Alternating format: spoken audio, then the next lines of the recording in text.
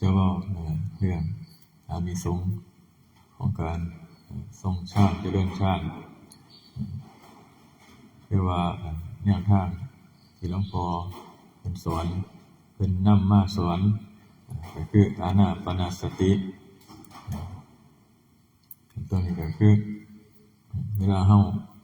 ภาวนาสิเวลาเกิดญาณหรือเฮ็ดหยังหรือมีหยังเข้ามาแทรกซ้อนจังซี่เพิ่นสิว่าอยู่กับลมเด้อให้นึกถึงลมเด้อจังซี่ว่านั้นกับตอนที่ไปธุดงค์อยู่ในป่า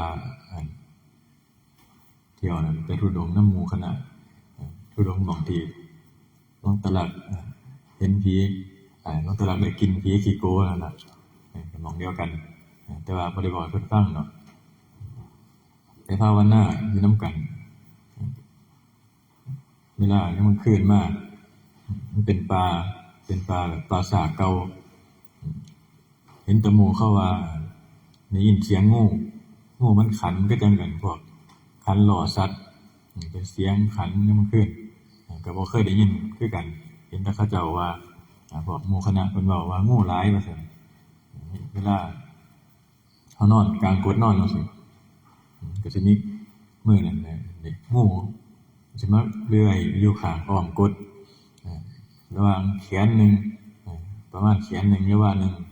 ได้ยินเสียงมันเลื้อยตามใบไม้แห้งๆเพราะว่าไปช่วงประมาณเดือนกุมภาพันธ์ใบไม้ก็โลดหลายได้ยินเสียงมันเลื้อยอ้อมวนอยู่ข้างกดอันนี้ก็คือเวลาเฮาทรงฌานสัตว์หลายต่างๆสิอาจจะบ่เข้ามาใกล้สัตว์ตัวกำลังฌานมันจะคุ้มครองเฮาไว้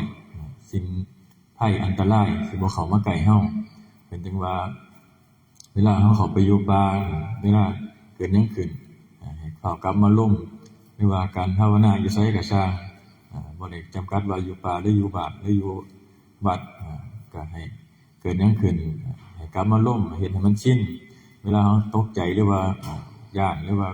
เห็นหยังต่างๆสิกลับมามันจะเป็นลมจะเป็นเครื่องป้องกันเฮาอันนี้แค่ได้ยินเสียงซื่อๆแต่ว่าตัว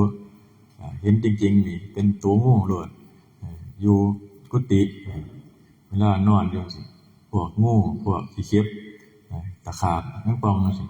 สิมักเข้ามาหมุนอยู่น้ำขาน้ำแขนเวลานอนอยู่กุฏิอยู่วัดข้างในอยู่ตาชิงวัดนี้เพราะว่ามันป่าหลายพวกสัตว์จังซี่ครับมักเข้ามากุฏิเวลาเฮานอนอยู่จังซี่มันก็เข้ามาเลื้อยอยู่น้ำขาขี้เข็บคือกันมาไต่อยู่น้ำขาบ่ฮู้ว่ามันตอนนอนเฮาบ่ฮู้ดอกว่ามันเป็นขี้เข็บหรือเป็นหยังเฮาก็มือปัดตีนเตะออกอยู่หั่นมันก็บ่ไปจักเทื่อเตะออกปัดออกอยู่หั่นมันก็บ่หนีจนได้ลุกขึ้นมาเบิ่งในมื้อคืนจนได้เปิดไฟเบิ่งมันเข้ามามันเลื้อยอยู่น้ำขาเฮาจังซี่อันนี้ก็คือถ้าเป็นอีกอันนึงเวลาสัตว์เข้ามามันก็บ่ทำร้ายเฮามันก็บ่มาทำลายมันเข้ามาอยู่เข้ามาอาศัยพึ่งพิงก็ได้เพราะว่าเกิดจากการเฮาทรงฌานไว้หรือว่ามีการไหว้พระสวดมนต์เจริญจิตตภาวนาพวกสัตว์ต่างๆเขาก็อยากเข้ามาอยู่ใกล้บ่ว่าจะเป็นสถานที่ใดก็สร้างถ้ามีการสวดมนต์แผ่เมตตาจังซี่มันก็จะมาทั้งเป็นสัตว์หรือเป็นพวกทิพย์จังซี่พวกเทวดาจังซี่เขาก็มักฟังสวดมนต์หรือว่าการทรงฌานจังซี่เวลาการทรงฌานการทำสมาธิมันจะเกิดเป็นบุญขึ้นมาเป็นความสงบเขาสิมักเข้ามาอยู่ใกล้อันนี้ก็คืออานิสงส์หรือว่าผลจากการทำสมาธิเจริญฌานทรงฌาน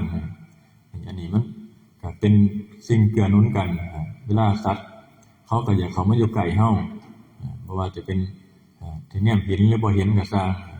บ่เห็นก็เอาไว้แต่ว่าสิ่งที่เห็นจังซี่อันนี้คือสิ่งที่เห็นได้ชัดเพราะว่างูนี่เตะออกแล้วเตะออกอีกมันก็เข้ามาคือเก่ามันก็เลื้อยอยู่หั่นแต่ว่ามันบ่เฮ็ดหยังเฮาเด้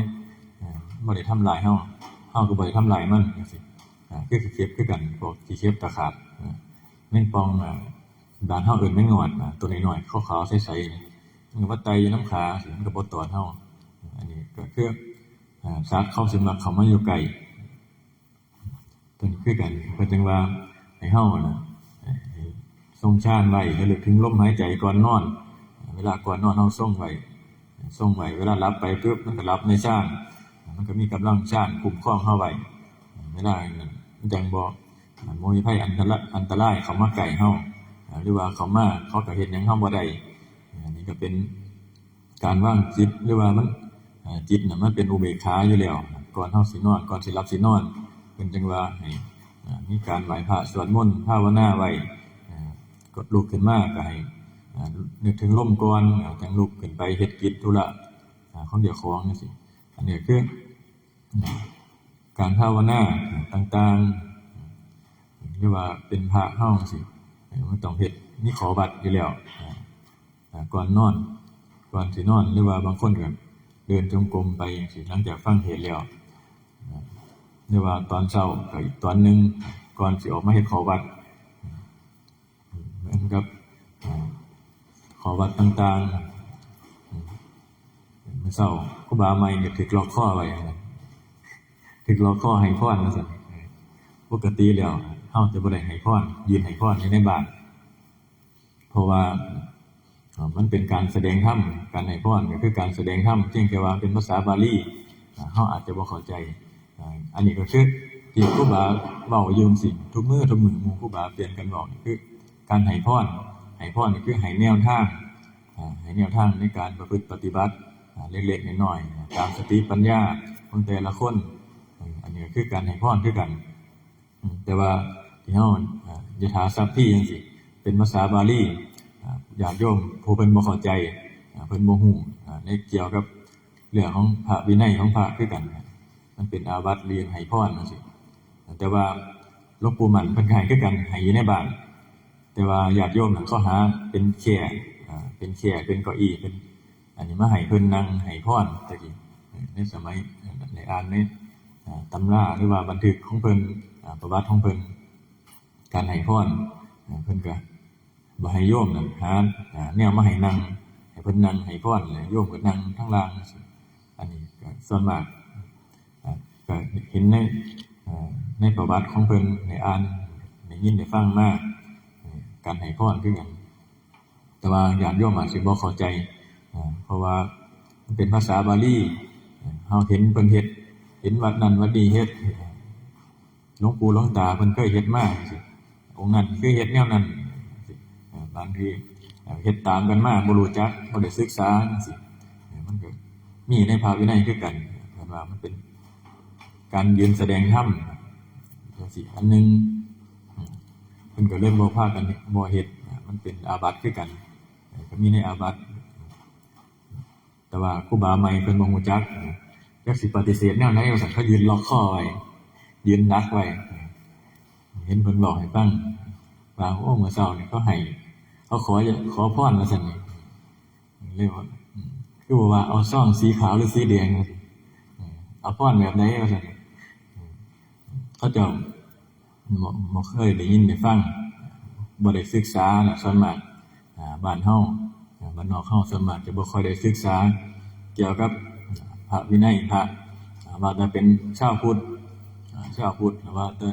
เป็นพุทธศาสนาแต่ว่ามันบ่ได้ศึกษาว่าพระพุทธเจ้าเพิ่นสอนแบบใดการเฮ็ดการปฏิบัติกับพระภิกษุจังซี่เฮาสิเฮ็ดจังไดการเข้าหาการต่าง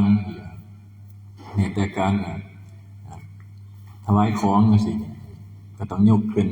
ให้กะว่าอันนี้หยังแล่นหยังผ่านได้เวลายกของถวายประเคนจังซี่ก็ให้มีหยังผ่านได้เวลาว่าเป็นสิ่งเป็นสัตว์หรือว่าเป็นหมาเป็นแมวสิยกขึ้นให้มันเหนือขึ้นเหนือจากพื้นขึ้นมาให้มีหยังผ่านได้การถวายของจังซี่ยก2มื้อหรือมื้อนึงก็ได้ถ้ามันของอันน้อยก็มื้อเดียวแล้วแต่ว่าก็ให้มันมีหยังผ่านได้ถ้าเฮาบ่ได้ศึกษาเฮาจะบ่ฮู้เกี่ยวกับของพวกนี้เกี่ยวกับสิ่งเล็กๆน้อยๆที่ว่าแต่ว่าให้ทานก็อา อาศัยการให้ทานว่าทำบุญบางคนก็คิดว่าทำบุญก็ขอสิขอพรขอให้สมหวังให้ทานแล้วก็ยัง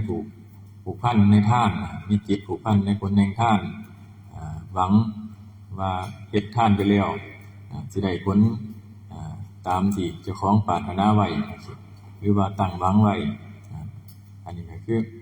สิ่งที่เฮาเข้าใจผิดเพราะว่าการให้ทานเป็นให้สละออกจากตัวตนของเฮาเพราะว่ามันเป็นเรื่องสิ่งที่เป็นของหยาบๆเพราะว่าของหยาบเลยแหละอันนี้เพราะว่ามันเป็นตัวตนแล้วสละออกว่าอันนี้มันเป็นของเฮาสละออกว่าให้ไปเพื่อว่าแล้วแต่เพิ่นสิเฮ็ดเฮาให้ทานไปแล้วบ่หวังผลบ่มีจิตผูกพันในผลแห่งทานบ่มุ่งการสังสมบ่ได้เฮ็ดว่าเพื่อว่าให้ทานไปแล้วสิเกิดชาติหน้าสิมีทรัพย์สมบัติสิมีบริวารสมบัติจังซี่สิมีโภคทรัพย์สมบัติจังซี่อันนี้ก็บ่ได้มุ่งหวังไปแนวนั้นบ่ได้มุ่งหวังว่าสิไปเกิดเป็นเทวดาเกิดเป็นพรหมเกิดเป็นนั่นเป็นนี่เพื่อว่าสิได้มีทรัพย์สมบัติอันนี้ก็คือให้เฮาตัดออกจากสิ่งเหล่านี้คิดมุ่งหวังแต่ว่าให้ทานสิ่งนี้เพื่อว่าให้จะเป็นทางเพื่อว่าให้เฮานี่พ้นทุกข์สละเพื่อว่าให้เข้าถึงพระนิพพานจังซี่เพื่อว่าอันนี้ก็คือการให้ทานเพื่อพ้นทุกข์ทานเพื่อสละออกสละจากตัวตนสิ่งเล็กๆน้อยๆค่อยๆสละไปแต่ละมื้อเล็กๆน้อยๆไปมันก็จังสิเป็นหนทางแห่งสู่พระนิพพานการทานก็ไปถึงได้คือกันแต่ว่าก็เป็นจุดเริ่มต้นของเฮาจุดเริ่มต้นของการสะสมเหมือนว่าบางคนก็รักษาศีลยังบ่ได้จังซี่ก็อาศัยการให้ทานไปก่อนเพราะว่าการรักษาศีลบางทีมันอาจจะติดในเรื่องการใช้ชีวิตหรือว่าการหน้าที่การงานจังซี่อันนี้ก็คือศีลเพิ่นว่าให้ถ้ารักษาบ่ได้ก็ให้รักษาใจศีล5รักษาบ่ได้ก็ให้รักษาใจเอาบ่ให้มันไปมีจิตพยาบาทอยากฆ่าเวลามันอยากฆ่าอยากลักอยากได้ของอยากได้ลูกอยากได้ผัวเมียคนอื่นจังซี่ก็บ่ให้มันเฮ็ดก็บ่เฮ็ดไปตามมันอยากฆ่าสิ่งนั้นอยากฆ่าสัตว์อยากฆ่าคนอื่นจังซี่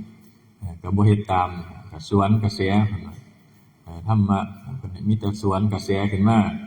บ่ให้ไหลตามความคิดอกุศลหรือว่ามันความคิดสิไปหลอก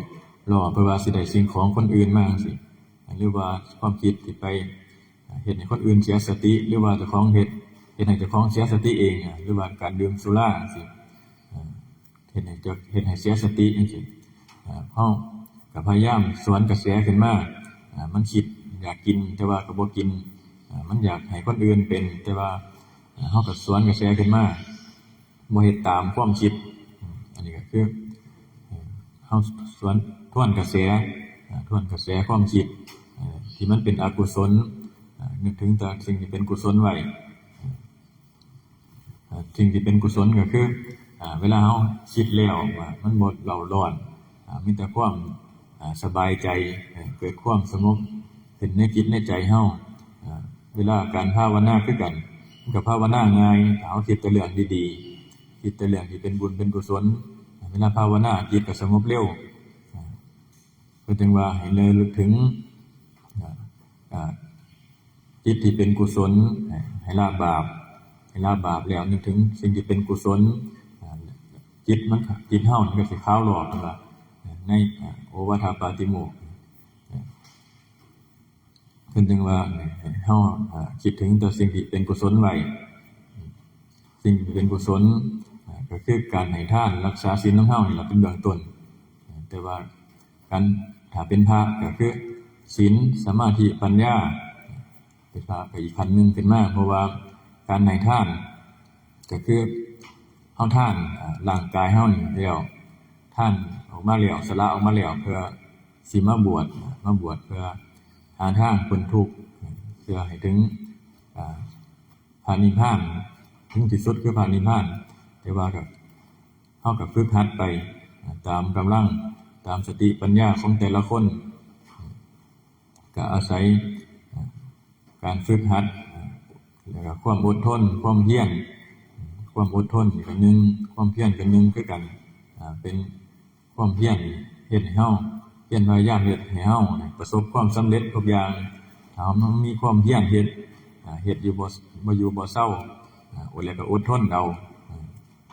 อันนี้ก็เป็นสิ่งที่เฮ็ดให้เฮาประสบความสำเร็จได้ทุกอย่างบ่ว่าทางโลกหรือว่าทางธรรมการทำงานหรือการใช้ชีวิตต่างๆก็ต้องมีต้องอดทนแล้วก็ต้องพยายามเฮ็ดเอามันจังสิได้ตามสิ่งที่มุ่งหวังไว้ตามความปรารถนาของเฮาเหมือนว่าขอพรพระแล้วพระให้พรไปแต่ว่าบ่เฮ็ดบ่ปฏิบัติก็คือเก่าบ่ได้ผลหยังแล้วก็ว่าไปทำบุญแล้ว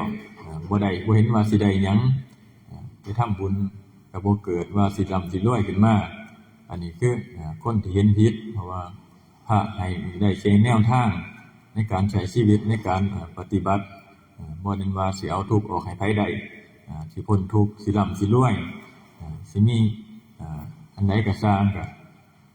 สิร่ำสิรวยสมบัติบริวารสมบัติต่างๆก็คือการลงมือทำแล้วก็ทำบ่หยุดมีความเพียรเฮ็ดจังสิประสบความสำเร็จอันนี้ก็ฝากไว้เพียงแค่นี้ละ